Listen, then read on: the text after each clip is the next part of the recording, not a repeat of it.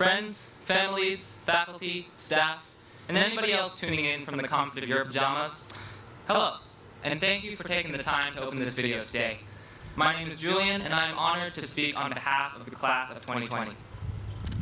After what seems like an eternity that we've been apart, I was so looking forward to seeing the top halves of all your faces today. But alas, that plan is no more. Such is the way of the times, as I'm sure we're all used to by now. But before I continue, I wanted to acknowledge the people who helped us graduates graduate. To the faculty and staff, thank you for guiding us through the chaos of high school. You supported us in the classrooms, cheered us on in the fields, and patiently answered our frantic emails from your homes. You are truly superhuman. To our parents, thank you for everything. Thank you for teaching us for the first 14 years of our lives and tolerating us for the last 4. And of course, caring all the way through. Faculty, staff, parents, our debt to you is enormous. And while this short thanks hardly does justice to all you've done for us, I hope you know that we truly appreciate you. Now, on with the speech. Word of warning, it is a bit long, so feel free to take advantage of your new ability to skip ahead. I won't take it personally. So, when I sat down to think about what to say today, I struggled with one major dilemma. How could I possibly talk about our high school experience with the backdrop of a global tragedy?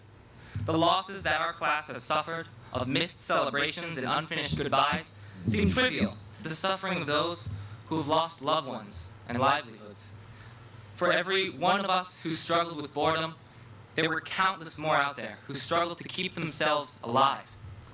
And when I saw messages for the class of 2020 from celebrities and public figures, messages of sorrow and pity for the senior year that we've lost, I felt a guilt that I had no right to feel sad about something so relatively unimportant. But over time, I've come to accept that out there, there's always a bigger problem, a worse tragedy. And that doesn't need to overshadow everything we face. Sadness, to whatever degree, gives us perspective, lets us commemorate and appreciate.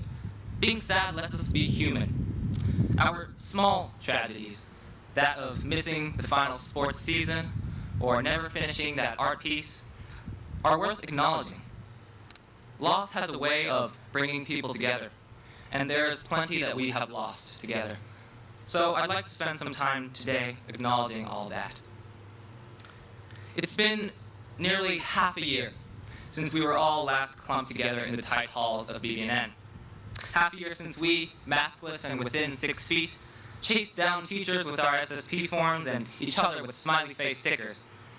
Half a year since we lived in what now seems like an alternate reality, blissfully unaware of the bat soup that would soon flip our final semester of high school and life beyond on its head. What was meant to be a time for us to enjoy ourselves and each other's company before going separate ways didn't happen. Projects, seminars, and celebrations that we were supposed to have, that we were so excited for, didn't happen. Today's graduation didn't happen. Instead, we are left with the collective loss of events and moments that we were meant to share. And collecting dust in many of our rooms are the Hawaiian shirts and flower necklaces, unused, a reminder of the last day of high school that slipped through our fingers. But the class of 2020 was not one to be fazed by small things like global pandemics. This is a resilient, crafty bunch of people. And so, faced with an unexpected situation and restricted to a limited environment, we got creative. For Emily Angelino, quarantine meant time to read every political history book in existence.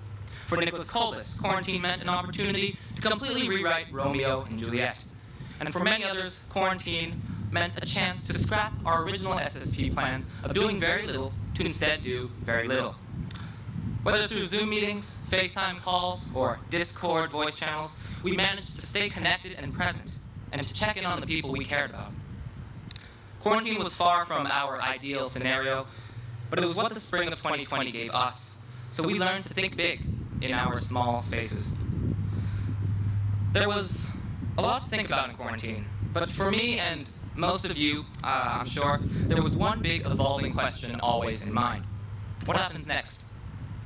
And as things went on, that question took many forms. When will we come back from break? Will we come back from break? Will we have an SSP? Will we have a graduation? Will we have summer? Will I go to college this fall? It feels like any and all plans we had for the future had given way to an all-consuming cloud of uncertainty. And this uncertainty cloud rises way above just us. The whole world is crazed and clueless. Just a glance at your Twitter feed will prove just that. It's scary, not knowing. But we aren't alone in that feeling, nor are we strangers to uncertainty. 47 months ago, when we staggered off the buses at bivouac, not a single one of us could anticipate what the next 4 years had in store for us. All of the pre-test freakouts, the 2 a.m. FaceTimes, the post-game celebrations, the time you would realize you had a talent for painting, the time you would realize you didn't have a talent for basketball, not even for JV, I speak from personal experience. Point is, a lot happened in those 4 years that weren't part of your plan. But life decided to throw you a game-winning catch, or slam you with an impossible biotest, or introduce you to a new friend. And every time you went with it, you figured it out, you improvised, you adapted, you overcame, and that is how we all got this far. Us Knights rolled with the uncertainty. Now, what lies ahead of us is more uncertain than anything we've ever been uncertain about before. But maybe that is not such a bad thing. With every plan that goes poof, new opportunities pop up. When things are in the air, we have the chance to be creative, to be crafty, to be active in deciding how we can best spend our valuable time. And that is how we end up on fulfilling paths, on meaningful adventures. Uncertainty gives us the opportunity to reimagine and reinvent. Something I kept hearing these past few months, usually in an effort by adults to comfort us 2020 graduates, is that we're living through a historic moment. And for a while, I didn't see how that was reassuring at all. Do I envy the people of 14th century Europe who lived through the Black Death? Not particularly. But what I've come to realize is that the significance of this historic moment for us budding as adults is not that it's happening to us, but that we have the opportunity to respond to it, to be part of this history by doing something worth mentioning, to make change. Simply existing during the coronavirus pandemic of the 21st century is not going to better the world, not going to earn us a mention in the U.S. history textbooks read by our children. For that, we've got to do something. Now, I know it's a graduation speech cliche to urge you all to venture forth and change the world, but for our generation, the situation is, to say the least, different. This pandemic has rattled every pillar of our society, laying bare all the impractical and unjust institutions of the past. Movements like Black Lives Matter have the potential and momentum to plow through the status quo and in their wake leave a more fair and equal nation. Everything is ripe for remodeling, and right now, the world is practically begging for change. And behind the screen I'm speaking to now is a sizable group of the most talented and capable individuals I know who are undoubtedly up to the task. Among you, class of 2020, there are creative writers who can summon worlds into existence, engineers who can construct robots for any imaginable task, actors who can make us laugh and cry and laugh again, and historians who can immortalize this whirlwind of a year in our history books. Among you are driven go-getters whose dedication has propelled you to the chairmanships of Model UN conferences and to the tops of climbing walls. But talent and hard work aren't the main reasons I have faith in this class to do amazing things. For that, I credit compassion. These people are the friendliest I know, and equally well-intentioned. And the kindness I've experienced is proof enough of that. I think of Jake Elkins, the first person to talk to me in freshman advisory, and the last person to let me suffer alone in the cross-country race, always by my side, keeping me going. I think of Claire Zhang, who would skip her lunch just to help me catch up on the math lesson I missed. I think of Graham Huntington, who always waited so that I, or any other person, would have company on the walk over to the NAC. And that's just a fraction of what I've seen. There are 120 of you who have done your best to take care of one another and will no doubt continue doing so, extending your goodwill beyond these school walls. In all my time in the upper school, I stuck to a personal rule. And that was, unless I needed to conjure up an essay before the next block, I would never, ever spend my free time at school sitting alone and working. Work I saved for home, Any precious time I had at school was reserved for spending with the people there. Maybe I'd go to the library, bother my studious friends. Maybe I'd go out to the turf, chase frisbee around until I could see my physics class through the window, starting without me. Or maybe I'd go to the art room for a glimpse at the creative genius that produces the masterpieces that line our gallery walls. And while this rule of mine had the side effect of many, many long nights, I still seized that moment at school any time I could with the people here, because I cherished that time. Whether these were the best or worst 4 years of your life, we spent all that time together, and what we've gone through together can never be taken away from us.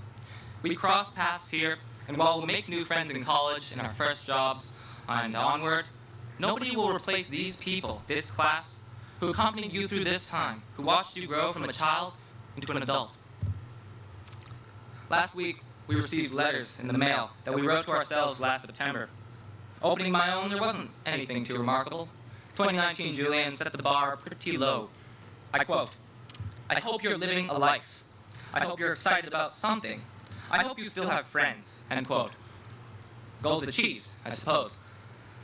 But at the end of the letter, sandwiched between a smiley face and a dinosaur in a party hat, I had written, "Good job getting this far."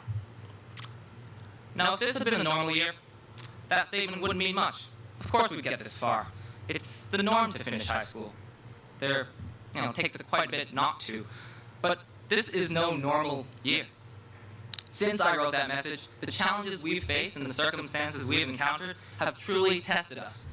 And while we mourn the loss of a ceremonious ending to our high school, we marked our own with a spirit of remembrance and mutual understanding.